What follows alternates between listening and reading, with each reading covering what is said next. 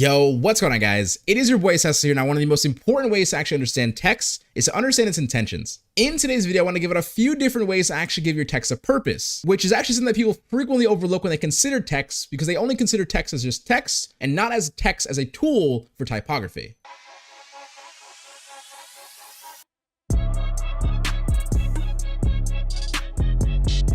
So for the first exploration, we're using text as a surface foundation. To replicate something like this, all you guys have to do is have your text layer ready, make a duplicate by Alt dragging or Control J, then make that duplicate a smart object. Control T to free transform. Now right click, flip vertical, and line up the edges. Right click again, perspective, take the right corner and drag it out towards the right. Finally, create a layer mask and use a black to white gradient tool, or if you guys are using color to white, to actually create the shadow, making sure that you line up the dark side of the gradient tool to the back side of the text. How this actually sets you up is using your actual text as a perspective wall or flooring, placing people or objects on the bottom half. However, additionally, you can take this and use it a few different ways. You can either take away the flooring to allow the text to become a more believable wall, or taking away the back and allowing the flooring to stay, to allow for a structure to sit behind it all. Do not be afraid to experiment with perspective and distortion when you right click to achieve walls, maybe on the left and right of a canvas, or at a different vertical or horizontal perspective for flooring. So for exploration number 2, we're using text as a shape to cradle subject matters,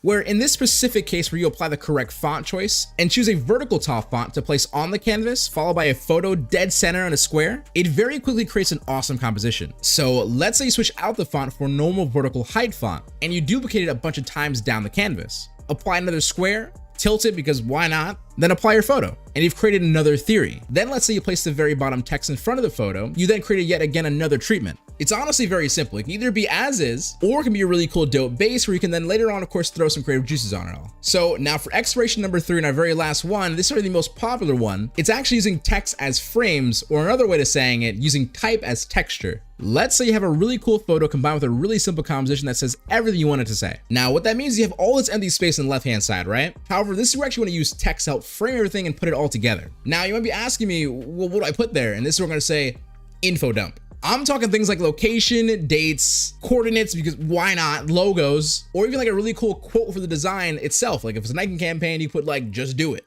However, with this, you can stylistically do a few different things. You can do single lines, double lines, decrease the space of the first 2 lines and make the third one a little bit longer. You can introduce a literal line if you don't have much to actually talk about. Maybe you include a stroke shape to hold the shape inside. Or lastly, some different weights to maybe provide context that maybe you want people to actually notice. Honestly, there's no limits, and what's crazy is it also doesn't have to even say in a line. It can even be texture you place on the actual photo itself, then later on the canvas, later on the another side of the canvas. It honestly doesn't matter. Now, at the end of this video, what I'm actually hoping you guys actually take away from me is that you remember that the text tool is a tool, and what that tool is used for is typography, not always just a slap and go when everything in the design is done. Now, for the record, in this video, what we witness is me using 2 different styles of fonts. I use a sans serif font and a mono typeface. Now, including everything we just went over, the actual style in the design itself and typography overall changes. Even if you want to go for like an urban concept, use like a cool graffiti font, maybe like brick, like my font that I actually released like 2 weeks ago, it will actually create an entirely different design with just like changing the font. I honestly consider it a pretty special thing. Now, let's say the next time you actually go design surfing for references, which I might say, CecilHQ.com/inspiration for all my previous mood boards